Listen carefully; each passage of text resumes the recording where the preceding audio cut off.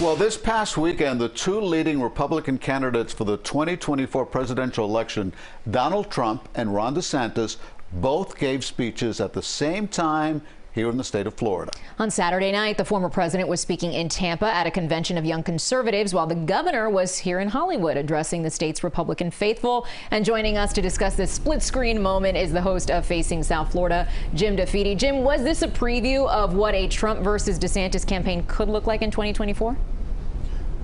It very well possibly could. I mean, you're talking about the ultimate Florida man versus Florida man contest. Now, we should point out that neither candidate has actually declared for 2024. Ron DeSantis has said his entire focus is on winning re-election in November, and Donald Trump has been, well, a little less coy, just talking about in terms of when his timing would be. But it's really interesting to sort of watch as the Republicans across the rest of the country. We know these two gentlemen very well here in Florida, particularly DeSantis, but Governor DeSantis has become clearly the front runner if Donald Trump chooses not to run, and could very well possibly challenge the former president as well. So we'll have to sort of see how the next year or 2 years play out, but it was fascinating to see the two of them both on stage at the same time competing. They're competing with the same donors, talking to the same groups, visiting the same people. It's sort of an interesting forecast of things to come. Very interesting. And Jim, what do you know about the current relationship between these two potential rivals? Well, I think between the two of them, there seems to be a mild case of détente right now.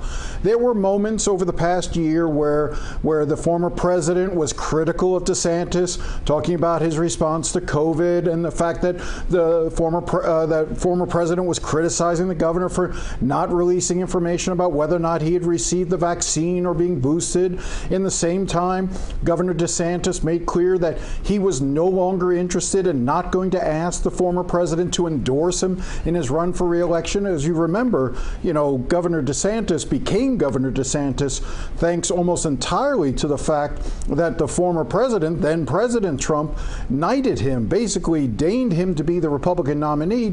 DeSantis came out of nowhere in a primary field to become the Republican nominee and then narrowly beat Andrew Gillum for the governorship.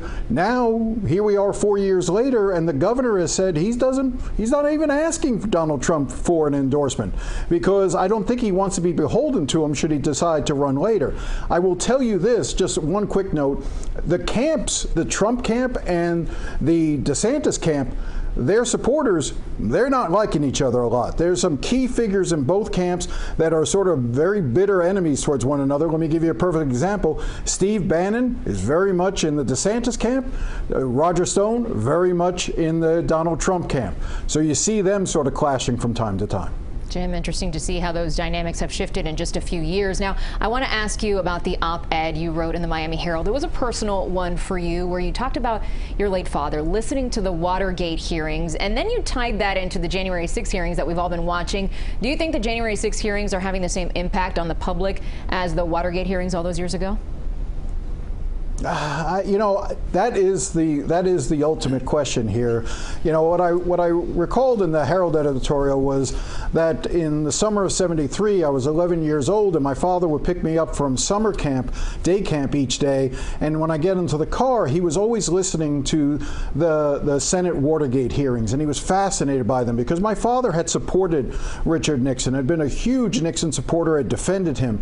But as he listened day in, day out, having me listen with him to what was taking place in those hearings and the information that was coming out, he suddenly came to the conclusion that the President Nixon, had betrayed his oath and betrayed his country, and he felt a personal sense of anguish that he had been fooled and duped. But yet he couldn't stand what had happened any longer, and he broke with Nixon. Not that it mattered much to Richard Nixon. Richard Nixon, of course, never even met my father or knew my father. But it was typical of the type of people who suddenly turned their back on Richard Nixon. Is that happening here? There are some polling that suggests that there are some Republicans who are beginning to move slightly away from President Trump, former President Trump, but overall it seems as if his hardcore supporters don't care about what's coming out, what information comes out from the hearings. Their mind is made up. They don't trust the media. They don't believe in the media. They don't trust Congress. They don't believe in anything. Well, even if it's Republicans who are testifying, which are the majority of witnesses in the January 6th committee hearings, have been Trump Republicans testifying about what they saw and observed, I still have serious doubts as to whether or not it's sinking in. And that is a real shame and tragedy for the country. Well, there's still the issue of possible charges from the Department of Justice, or maybe that investigation going on in Georgia. Who knows? So there's still a lot that can still happen, Jim. Thank you very much.